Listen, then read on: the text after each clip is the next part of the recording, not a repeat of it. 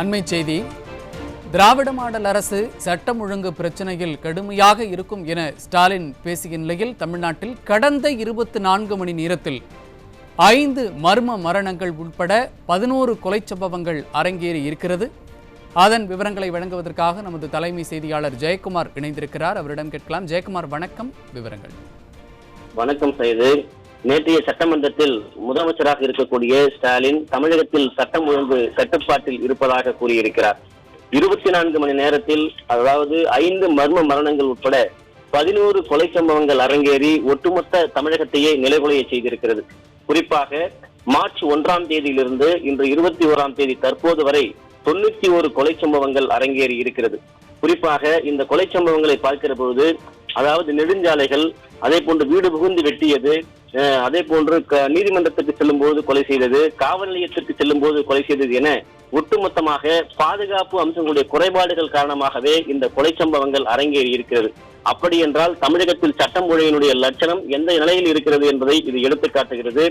மதுரை மாவட்டம் ஈச்சனேரி பகுதியில் பாதி எரிந்த நிலையில் தனிப்படை காவலர் மலையரசனுடைய உடல் கைப்பற்றப்பட்டிருக்கிறது.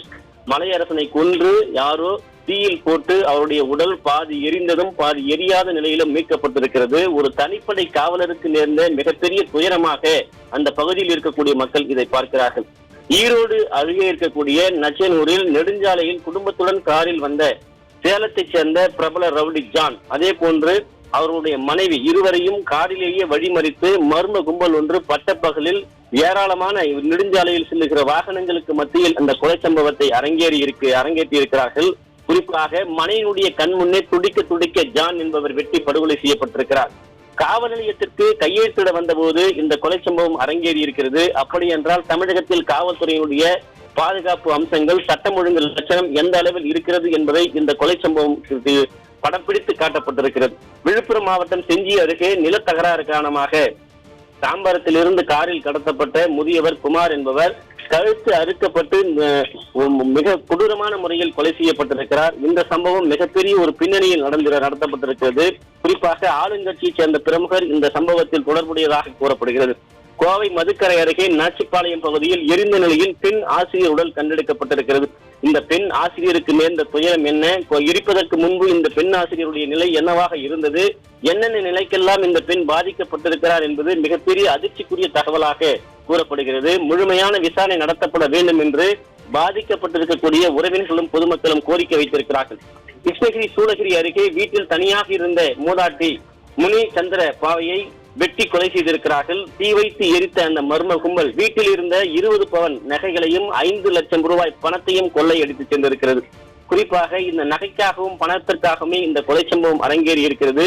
வீட்டில் தனியாக இருக்கக்கூடிய மூதாட்டிகளுக்கு கூட திமுக ஆட்சியில் பாதுகாப்பு இல்லை. சேலம் மாவட்டம் எடப்பாடி அருகே மதுபான கடையில் மாற்றுத்திறனாளி வல்லரசு என்பவர் அடித்து கொலை செய்யப்பட்டிருக்கிறார். இந்த சம்பவத்தில் 2 இளைஞர்கள் அந்த மாற்றுத்திறனாளி வல்லரசை அடித்து கொடூரமான முறையில் கொலை செய்திருக்கிறார்கள்.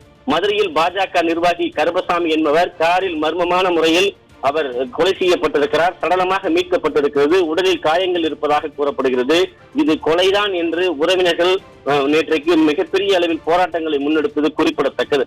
கன்னியாகுமரி மாவட்டம் கருங்கல் அருகே இளைஞர் சஜின் என்பவர் அடித்து கொலை செய்யப்பட்டிருக்கிறார். கொலை செய்யப்பட்ட அவர் குளத்தில் வீசிவிட்டு சென்றிருக்கிறார்கள்.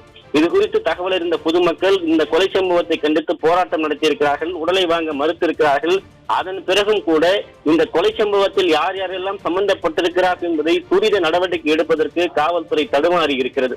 திருவண்ணாமலை மாவட்டம் செங்கம் அருகே இருவேறு இடங்களில் மர்மமான முறையில் 2 ஆண் சடலங்கள் கண்டெடுக்கப்பட்டிருக்கிறது. இதனால் அந்த பகுதி முழுவதும் இருக்கக்கூடிய பொதுமக்கள் பீதி அடைந்திருக்கிறார்கள்.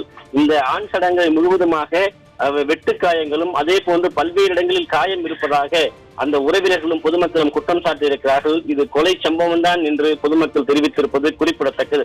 சிவகங்கை மாவட்டம் திருபுவனம் அருகே, அதாவது குறி சொல்லும் போது கோடாங்கி சந்தானத்தை வெட்டி கொலை செய்திருக்கிறார்கள்.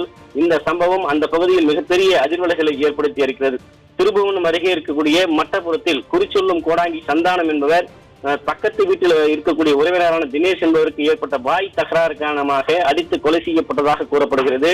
இந்த சம்பவத்தில் தினேஷும் அவருடைய நண்பர்கள் அஜித் உள்ளிட்ட 2க்கும் மேற்பட்டவர்கள் அறிவாளை கொண்டு வெட்டி கொடூரமான முறையில் கொலை செய்திருக்கிறார்கள். மேல் சிகிச்சைக்காக மதுரை ராஜாஜி மருத்துவமனைக்கு அழைத்து செல்லப்பட்ட போது பரிதாபமாக இந்த குறிச்சொல்லக்கூடிய கோடாங்கி சந்தானம் உயிரிழந்திருக்கிறார். இப்படி ஒட்டுமொத்தமாக தமிழகத்தில் கடந்த 24 மணி நேரத்தில் பார்க்கிற போது 5 மர்ம மரணங்கள் உட்பட 11 கொலை சம்பவங்கள் அரங்கேறி இருக்கிறது. மார்ச் 1ஆம் தேதியிலிருந்து 21ஆம் தேதி என்று தற்போது வரை 91 கொலை சம்பவங்கள் அரங்கேறி ஒட்டுமொத்த தமிழகத்தையே நிலைகுலிய வைத்திருக்கிறது. நாள் ஒன்றுக்கு சராசரியாக பார்க்கிற போது 5 - 7 கொலை சம்பவங்கள் தினந்தோறும் அரங்கேறி ஒட்டுமொத்த தமிழகத்தினுடைய பாதுகாப்பு என்பது மிகப்பெரிய கேள்விக்குறியாகி இருக்கிறது. சட்டம் ஒழுங்கு பாதுகாப்பாக இருப்பதாக கூறக்கூடிய முதலமைச்சருடைய பாதுகாப்பு லட்சணம் இதுதானா என்று பாதிக்கப்பட்டவர்களும் உயிர்களை பறிகொடுத்த உறவினர்களும் கேள்வி எழுப்பியிருப்பது குறிப்பிடத்தக்கது. சையத்,